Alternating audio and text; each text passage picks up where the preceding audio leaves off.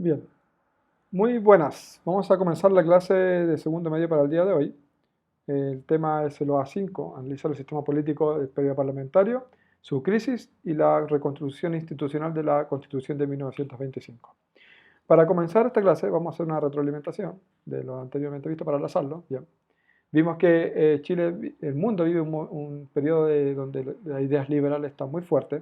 Entonces, esas ideas liberales llegan a Chile y se instaura un liberalismo chileno, el cual ampara el liberalismo económico mundial, que habla de la industrialización y el progreso indefinido, ¿cierto? El progresar indefinidamente.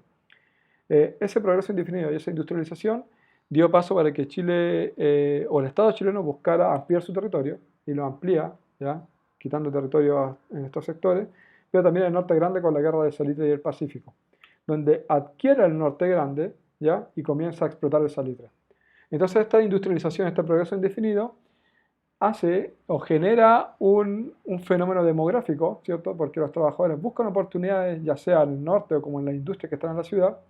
Entonces genera un fenómeno demográfico de migración campo-ciudad. La gente se va del campo a vivir a la ciudad en busca de oportunidades de trabajo, ¿cierto? El campo, el campesino pasa a ser ahora un obrero en la ciudad.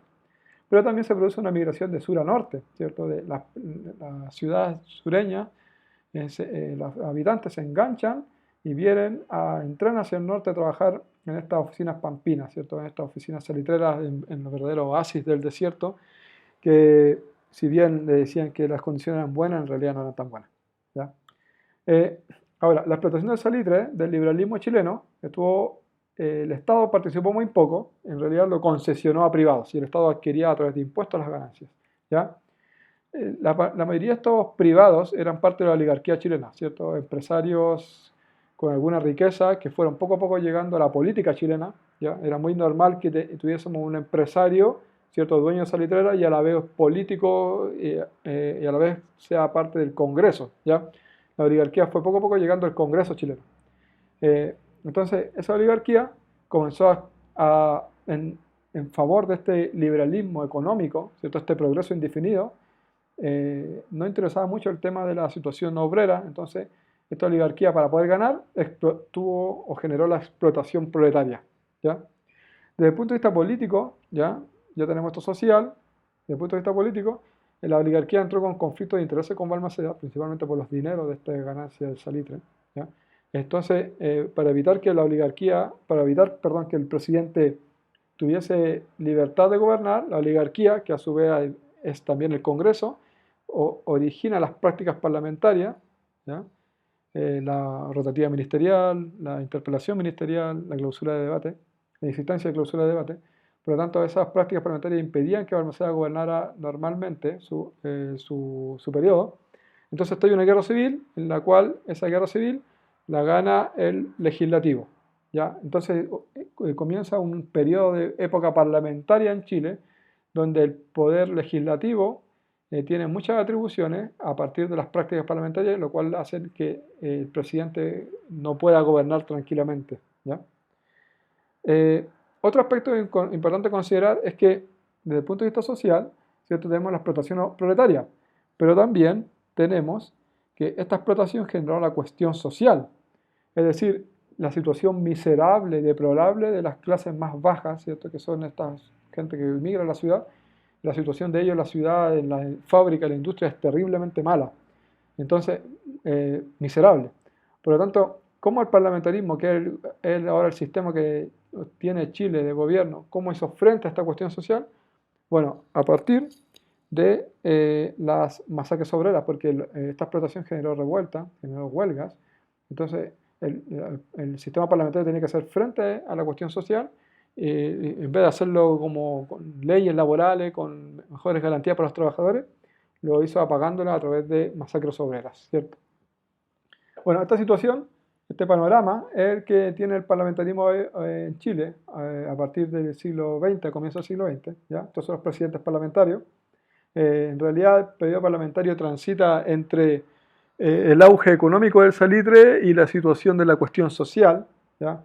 Además, estos presidentes, si bien son elegidos, era imposible para ellos gobernar. Por ejemplo, tan solo con el hecho de la rotativa ministerial nos podemos entender la situación de estos gobiernos. ¿Ya? Por ejemplo, fíjense, Germán Riesgo, Errázuriz, tiene perdón, el general Diego Chaurren, tiene 73 ministros y 19 gabinetes. O sea, tantos ministros, es imposible poder administrar el Estado cambiando constantemente a su gabinete, ¿cierto? A su gente de confianza.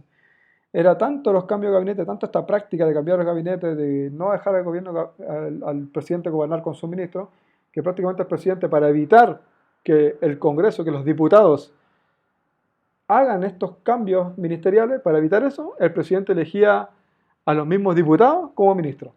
Y ojalá esos diputados fueran de la mayoría del partido político del Congreso. Ustedes saben que en el Congreso hay partidos políticos. Si el partido político del Congreso era mayoría en el Congreso, el presidente elegía a ellos para que estuviesen como ministros. Así él como que intentaba evitar esta rotativa ministerial. Pero en el fondo era lo mismo. ¿Ya? Entonces tenemos que el periodo parlamentario transcurre o transita entre el desarrollo económico capitalista, ¿cierto? Y las desigualdades que existen en Chile. Entonces esto dio paso para que el sistema parlamentario fuera bastante criticado, ¿no? Entonces, al final, este sistema va a estar en crisis porque era imposible, si bien a partir de 1910 comienza esta crisis, realmente el sistema comenzó a implantar sus intereses a partir de 1900. Entonces, 10 años después se van a ir notando las decisiones que tomaron estos parlamentarios. Entonces, a partir de 1910 comienza la crisis, ¿ya? La cual yo la dividí en 5 partes, pueden haber más, para efecto de la explicación de esta clase, podemos interpretarla, ¿ya? Por ejemplo, tenemos la primera crisis, que es la interpretación de la Constitución del 33. Al final, esta Constitución del 33 era presidencialista. Lo que hicieron estos parlamentarios fue simplemente interpretarla, es decir, no la eliminaron, como sale acá, no la derogaron. Lo que hicieron simplemente fue interpretarla y cambiarle algunas cosas, como por ejemplo, darle como atribución al Congreso la interpelación ministerial, ¿ya? O sea, entregaron al Congreso con las reformas liberales en la segunda mitad del siglo XIX, dieron al Congreso esta facultad, esta atribución, entonces a partir de eso el Congreso pudo cambiar ministros como se le antojara, ¿ya? Ahí está en la tabla que mostrábamos recién. Otra segunda crisis, otra situación que generó la crisis es la cuestión social, ¿cierto? El parlamentarismo no se hizo cargo de la situación de los poseídos, de los desposeídos, de los desfavorables, de la situación miserable y deplorable de las clases más bajas chilenas. Entonces, poco a poco, estas clases sociales fueron movilizándose, ¿ya? Entonces, un estallido, una masacre, una huelga, una masacre. Año a año, las masacres se van acumulando. Entonces, la opinión pública con respecto de cómo el parlamentarismo se hace cargo de la situación de los trabajadores, y si ven que es a partir de masacre, entonces, obviamente, la opinión pública va a ser mala frente a este sistema, ¿ya? Porque tantas masacres, tanta sangre, obviamente habla de un sistema que no puede hacerse cargo, sino más bien velar por sus propios intereses que lo de las personas, ¿cierto? Bien, acá tenemos algunas imágenes de la población, ¿cierto? Acá tenemos las masacres, algunas, estas son del periodo parlamentario hasta acá más o menos, ¿ya? Entonces, mucha muerte, obviamente es imposible que pudiese mantener el poder o el equilibrio o la estabilidad del poder con tanta muerte. Otra crisis es la oposición de la oligarquía a la reforma, ¿cierto? La oligarquía chilena, la aristocracia, terratenientes, militares de alto rango, médicos, abogados, empresarios, entre otros, poco a poco van entrando al Congreso. Entonces, al entrar al Congreso ellos velan por sus intereses empresariales, pues, no los intereses del trabajador, obviamente. Entonces, al velar por sus intereses, todas las leyes laborales que podían tirar los presidentes, ellos por ejemplo, hacían la clausura de debate, la insistencia de clausura de debate, es decir, no la debatían. Esas leyes dormían en el Senado, las leyes laborales. ¿Por qué? Porque los intereses de ellos eran superiores a los intereses del pueblo, ¿ya? Y también se les criticaba porque las decisiones que tomaban principalmente eran en el club hípico o en las reuniones, por ejemplo, tenían el club de la Unión, el club hípico, ellos se juntaban y ahí tomaban las decisiones, pues, o sea, en vez de tomarlas como la institución dice en el Congreso, las tomaban en otros lados, donde se juntaban ellos, ¿ya? En el fondo, el Congreso en realidad era un verdadero club social de empresarios dispuestos a hacer cosas por sus propios intereses, simplemente, ¿ya? Bastante afrancesado, igual esta oligarquía, se creían franceses en Santiago, franceses chilenos, ¿ya? Ocupaban la moda europea y cuestiones, bastante raro. Después tenemos una cuarta crisis, la corrupción, ¿ya? en donde, por ejemplo, la ley de la comuna autónoma, donde se entrega los registros electorales y las leyes electorales, se entrega a las comunas, a las alcaldías. Y eso dio paso para que los alcaldes y dentro de los mismos municipios cometieran fraude electoral, cohecho o personas que estaban muertas con el mismo nombre de esa persona que murió iban a votar. Entonces dio paso para que mucho fraude electoral, mucho fraude de elecciones ocurría por esta situación, ¿cierto? La corrupción electoral. ¿Ya? Obviamente el Congreso le convenía manejar esto para que los presidentes que salieran fueran manejados también por ellos mismos. ¿Ya? Y tenemos bueno, acá está la ley de la comuna autónoma, ¿ya? El proyecto de ley. Y después tenemos una quinta crisis que es a raíz de la cuestión social, donde los movimientos sociales y todo eso hace que aparezcan nuevos actores políticos, ¿ya? Y en este caso aparece, por ejemplo, el anarquismo como sistema político, aparece el sistema comunista o el socialismo. Y nuevos actores como Emilio Recabarre, Elías Laferte, ¿ya? Que son personajes que van a ser los primeros en Chile en velar por los intereses de las clases trabajadoras, de las clases desposeídas chilenas. Entonces, tenemos la primera crisis de interpretación de la Constitución del 33, la cuestión social, la posición de la oligarquía a las reformas, la corrupción y la aparición de nuevos actores políticos, va a hacer que el parlamentarismo entre en crisis y se acabe el parlamentarismo. ¿Ya? Esta situación del parlamentarismo en esta crisis se va a acabar principalmente con la elección, ¿ya? Con la elección de Arturo Alessandri Palma en el año 1920. Entonces, para entender eso, vamos a analizar un poco la elección del año 1920. Bueno, en ese año los partidos políticos estaban vinculados en dos alianzas, que son la Alianza Liberal, donde estaban los partidos Liberal, Radical y Demócrata, y tenemos también la Unión Nacional, conformados por el Partido Nacional, Partido Democrático Liberal, Partido Nacionalista y el Partido Conservador, que va a entrar después, ¿ya? Nadie se quería unir mucho al Partido Conservador. De la Alianza Liberal habían dos candidatos, los cuales van a hacer un congreso liberal, un congreso de esta alianza, un congreso liberal, de la Alianza Liberal, en donde va a salir ganador Arturo Alessandri, y él va a ir a disputar la campaña del 20. Y después tenemos dentro de la Unión Nacional tenemos a Luis Barrios Borgoño y a Enrique Señarto, ¿ya? De los cuales Luis Barrios Borgoño va a salir ganador. Y así Arturo Alessandri y Luis Barrios Borgoño se enfrentan en estas elecciones. Hay que decir que estas elecciones, nunca en la historia chilena se ha visto una elección tan reñida, tan violenta, con revueltas callejeras. O sea, lo que pasa es que la importancia de esta elección radicaba en que prácticamente se continuaba con el sistema parlamentario fuertemente o se acababa con este sistema. ¿Ya? Entonces las reglas del juego iban a cambiar con estas elecciones. Entonces, por eso que fue bastante violento, amparado por uno y otro bando. ¿Ya? Dentro de esta elección va a ganar Arturo Alessandri, vamos a detallar un poco más. ¿Ya? Acá hay un discurso, lo cual vamos a ver en una tarea que vamos a hacer, este discurso de Alessandri. Ya todas las fuentes escritas vamos a intentar analizarla en una tarea para poder avanzar más rápido. Entonces tenemos las elecciones del 20, ¿ya? Población, 3 millones, habitados inscritos, 370, votantes, 166.000, ¿ya? O sea, un 50% de la población votó, ¿ya? Acá hay que decir que las elecciones en este tiempo eran tanto por sufragio universal como también por electores. Ya cada provincia, cada región tenía electores. Y bueno, acá estuvo bastante reñido. Por ejemplo, Arturo Alessandri en electores ganó Alessandri en regiones. Pero desde el punto de vista de los votantes, ganó Borgoño. Entonces, todos tenían que ir al Congreso. El Congreso tenía que decidir. Pero de un bando a otro, entre un bando a otro, se hacían denuncias. Por ejemplo, Alessandri denunciaba a los de Borgoño, de la Unión Nacional, que hacían fraude electoral con cohecho, con llevar gente que no existía, con el tema de la propaganda. Y por otro lado, el Borgoño denunciaba al Congreso a Alessandri también por fraude electoral, porque Alessandri a veces hacía las llamadas ligas anticohecho, donde eran personas que simplemente iban a la calle a buscar personas que iban a matar por Luis Borgoño, supuestamente, candidatos simpatizantes de Borgoño, y les pegaban o evitaban que fueran a votar, ¿ya? Entonces armaban verdaderas revueltas callejeras producto de esto. Entonces, el Congreso no pudo dirimir de inmediato quién iba a ganar, ¿ya? Entonces esto se fue a un tribunal de honor, y en el tribunal de honor decidió que Alessandri fuese presidente, y así Alessandri se corona como presidente de la República entre el periodo de 1920 a 1925. Esta situación eh, como le decía recién, estuvo marcada en un ambiente antidemocrático, ¿ya?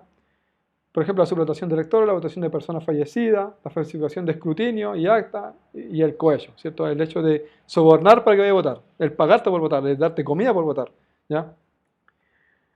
Bueno, Alessandri tenía, en su programa era bastante amplio, ¿ya? Quería laicizar las instituciones, es decir, terminar de una vez por todas con la injerencia del Estado en las instituciones del Estado, ¿ya? Terminar de una vez por todas con la injerencia de la Iglesia, perdón, en la injerencia del Estado. Quería hacer una legislación social y un código del trabajo a propósito de la cuestión social. Quería hacer un impuesto a la renta, crear un banco central, ¿ya? Y quería fortalecer el poder presidencial. Es decir, todo en contra del legislativo y de la oligarquía chilena. Entonces, obviamente, el programa de Alessandri iba a ir fallando por la rotativa ministerial, por las prácticas parlamentarias que hacía el Congreso. Las prácticas parlamentarias se mantuvieron. ¿Sí? Alessandri prácticamente a veces iba al Congreso a dar discursos para que hagan las leyes. Entonces, el Congreso no dejó gobernar a Alessandri en su programa, y además hay que agregar a eso que el precio del salitre bajó considerablemente como consecuencia de la Primera Guerra Mundial y la aparición de salitre sintético. Entonces, sin el apoyo del Congreso, con las prácticas parlamentarias recurrentes y sin dinero, ¿ya? El programa de Alessandri falló. Acá tenemos una gráfica que nos habla, por ejemplo, entre el periodo de Alessandri, por ejemplo, entre el 20 el 21, por ejemplo, hay una alza, pero del 21 al 24, que es más o menos cuando Alessandri renuncia, como lo vamos a ver más adelante, hay una baja considerable de la exportación y de la producción salitrera. Llega a un punto muy bajo, prácticamente al punto del año 1892. Entonces, los recursos no habían, ¿ya? No habían recursos. Entonces, Alessandri no pudo generar su programa. Ante esa situación, Alessandri en 1924 renuncia al gobierno, ¿ya? Renuncia al gobierno. Y en una sesión, ya el 3 de septiembre de 1924, en la 71 sesión ordinaria del Senado, ellos estaban votando por una dieta parlamentaria. O sea, ellos en esa sesión se estaban juntando para votar por su sueldo. Por su sueldo. Y ahí es como en un grupo de militares, ¿ya? Un grupo de militares entraron al Congreso, el ministro de Guerra, Gaspar Mora, lo invita a salir, y al salir comienzan a hacer sonar sus sables, comienzan a hacerlos chocar contra el piso. Y eso se le llamó el sonido de sables, o el ruido de sables, ¿ya? Entonces, ante eso, el Congreso parece que se vio presionado, ya no por políticos, sino que ahora por los militares. O sea, por los que siempre han ido viendo, o los que siempre han ido decidiendo las guerras civiles a lo largo de la historia chilena, ahora ellos estaban presionando al Congreso, prácticamente le estaban diciendo, o hace esto, o nos tomamos el poder por la fuerza, prácticamente. Entonces, ante dicha presión, el Congreso en 2 días, o sea, en lo que no hicieron como en 20 años, en 2 días, el 8 al 9 de septiembre, aprobaron la jornada laboral de 8 horas, la supresión del trabajo infantil, la reglamentación del contrato colectivo, la ley de accidente de trabajo y seguro obrero, la legalización de los sindicatos, la ley de cooperativas y la creación de tribunales de conciliación y arbitraje laboral.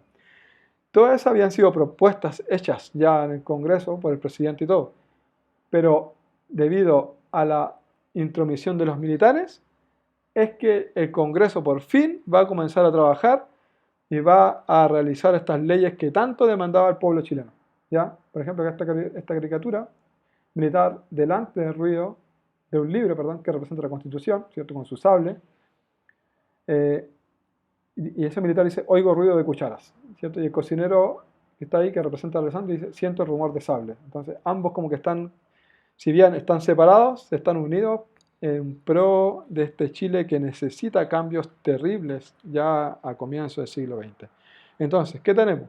La crisis parlamentaria debido a las situaciones, a las causas que yo les mencioné. Tenemos la candidatura de 1920 que permite en una campaña sangrienta y violenta y muy, por así decirlo, polémica, gana Alessandri, intenta hacer su programa de gobierno, no lo deja al Parlamento, Y ante esa situación, entran los militares, hacen el ruido de sable y por fin logran realizar esta ley laboral. Ahora, Alessandro igual renuncia, ¿ya? Sin embargo, el Congreso le anula esa renuncia, no se la otorga. Lo que sí le otorga fue que podía ausentarse del país durante 6 meses y durante esos 6 meses va a haber una dictadura hecha por estos militares, ¿ya? Se pide que se disuelva el Congreso y se toma el poder Carlos Ibáñez del Campo a partir de 1925, con lo cual con eso comienza una nueva parte de la historia chilena con la Constitución de 1925, que es la materia que vamos a hablar principalmente en la próxima clase que hagamos, ¿ya? Por ahora lo dejamos hasta acá. Cualquier duda me la hacen saber y yo les voy a responder en el próximo video. Muchas gracias.